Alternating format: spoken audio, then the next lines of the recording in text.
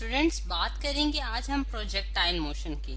अब सबसे पहले ये हम देखना है कि प्रोजेक्टाइल मोशन हमारे पास कौन सा मोशन होता है। उसके लिए मैं आपको एक फिगर दिखाती हूँ। जैसे कि यहाँ इस फिगर में आपको ये दिखाया जा रहा है कि हमारा पैराबोलिक पाथ हम इसे कहते हैं। मतलब कि अगर इसे ज्योमेट्रिकली देखा जाए तो ये हमारे पास बेसिकली एक पैराबोलिक पाथ होता है। ठीक है, जो पैराबोलिक पाथ फॉलो करता है वो उस तरह के मतलब कि मोशन को हम क्या नाम देते हैं, प्रोजेक्टाइल मोशन। ठीक है, ऐसा मोशन हमारे पास क्या कहलाता है, प्रोजेक्टाइल मोशन। अब इसकी जो डिस्क्रिप्शन है यानी कि इसको डिफाइन करने का तो हमारे पास वो प्रोजेक्टाइल मोशन कहलाती है। और दूसरी चीज जो इसमें कहलाती है यानी कि एक तो 2 डायमेंशन मोशन होनी चाहिए और दूसरी चीज होनी चाहिए कि under the action of a constant gravitational force, यानी कि g is equal to 9.8 metres per second square की जो एक्सेलरेशन प्रोड्यूस होती है ड्यू टू ग्रेविटी सेंटर की तरफ अट्रैक्ट होती है। और अगर वो मोशन जो है वो 2 डायमेंशनल हो तो ऐसी मोशंस जो है वो हमारे पास क्या कहलाती हैं, प्रोजेक्टाइल मोशन कहलाती है।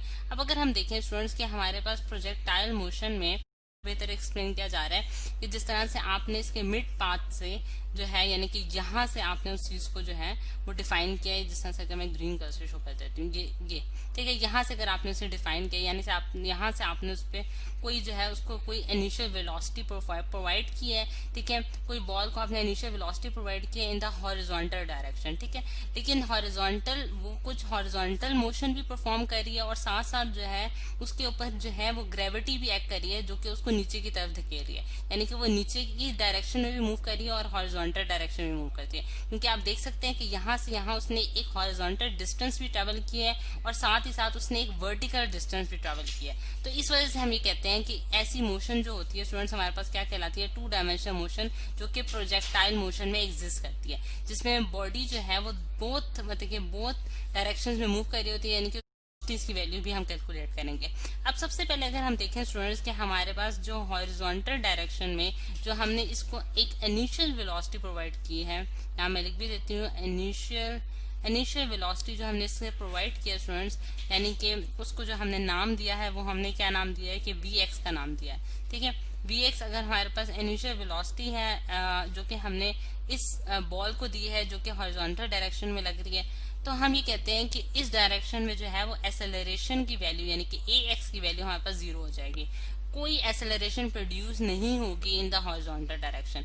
अब इसकी रीजन क्या है, क्योंकि हम ये कंसिडर कर रहे हैं स्टूडेंट्स कि हमारे पास एयर रेजिस्टेंस जो है वो नेग्लिजिबल है। यानी कि हमने एक ऐसा पाथ लिया, ऐसा कंटेनर लिया है, ऐसी एनवायरमेंट ली है जहां हमारे पास कोई एयर रेजिस्टेंस एक्ट नहीं कर रही। जब एयर रेजिस्टेंस एक्ट नहीं कर रही तो हमारे पास हॉरिजॉन्टल डायरेक्शन में कोई एक्सटर्नल फोर्स नहीं एग्जिस्ट करेगी। यानी कि एक्सटर्नल, यहाँ मैं लिख भी देती हूँ, कोई एक्सटर्नल फोर्स जो है वो नहीं लग रही, नो एक्सटर्नल फोर्स एग्जिस्ट करती है। ठीक है, यहाँ मैं लिख भी देती हूँ, में कोई चेंज नहीं आएगा। जब वेलोसिटी में चेंज नहीं आएगा स्टूडेंट्स तो हमारे पास क्या हो जाएगा कि एक्सेलरेशन 0 हो जाएगी। क्योंकि हम ये जानते हैं कि एक्सेलरेशन जो है वो बेसिकली क्या होता है, rate of change of velocity.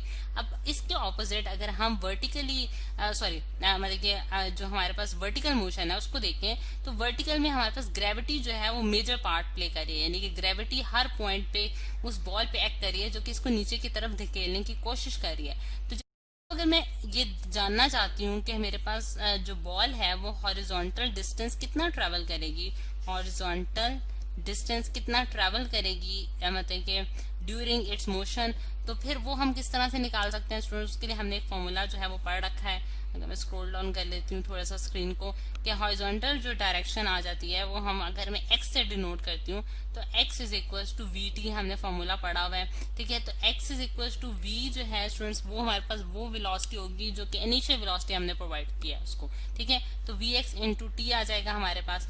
Horizontal distance की बात करें बिल्कुल यही फॉर्मूला यूज करेंगे कि हमारे पास वर्टिकल डिस्टेंस निकालने के लिए हम क्या करते हैं कि सेकंड लॉ ऑफ मोशन अगर हम यूज करें तो s is equal to V I T plus half A T square हमारे पास फॉर्मूला आ जाता है। अब s जो है वो डिस्टेंस होगा जो कि वर्टिकल डिस्टेंस, जिसे मैं y से डिनोट कर लूँ, जिससे टू वी आई टी, यानी कि वी आई हमारे पास स्टूडेंट्स वो इनिशियल वेलोसिटी है जो कि हमने वर्टिकल वे में हमने प्रोवाइड किया। तो आप जानते हैं कि प्लस हाफ और a जो है वो एक्सेलरेशन है। इस केस में हमारे पास स्टूडेंट्स एक्सेलरेशन जो है वो ड्यू टू ग्रेविटी है, तो इस वजह से मैंने a को रिप्लेस कर दिया है g के साथ। और टाइम जो उसने लिया है यानी कि बॉल ने यहाँ से यहाँ तक पहुंचने में जो टाइम लिया है हमारे पास वो हमारे पास t टाइम है। तो y इज इक्वल टू हमारे पास क्या आ गया, हाफ g t स्क्वायर। ठीक है, हाफ जी टी स्क्वायर। तो ये स्टूडेंट्स हमारे पास वर्टिकल डिस्टेंस जो कि बॉल ने ट्रेवल किया।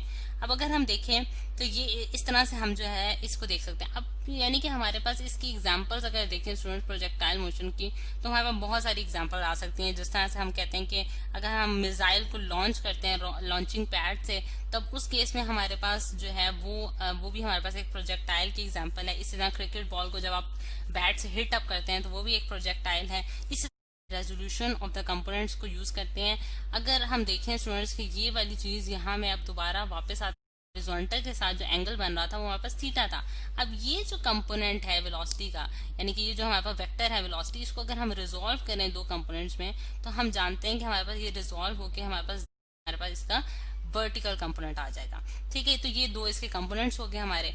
अब अगर हम ये जानना चाहते हैं स्टूडेंट्स कि हमारे पास जो है फाइनल वेलोसिटी हॉरिजॉन्टल डायरेक्शन में आफ्टर टाइम टी की बात कर रही हूँ, मेरे पास क्या होगी, और इसी तरह वर्टिकल डायरेक्शन में मेरे पास final velocity after time T हमारे पास क्या होगी, और फिर ये एंगल यानी कि जिस एंगल पे आपने उसको हिट किया है वो एंगल हम किस तरह से फाइंड आउट कर सकते हैं। तो ये सारी चीजें हम प्रोजेक्टाइल मोशन में जो है जो कि अननोन है हमारे लिए, उन सबको हम फाइंड आउट करेंगे इन द नेक्स्ट लेक्चर।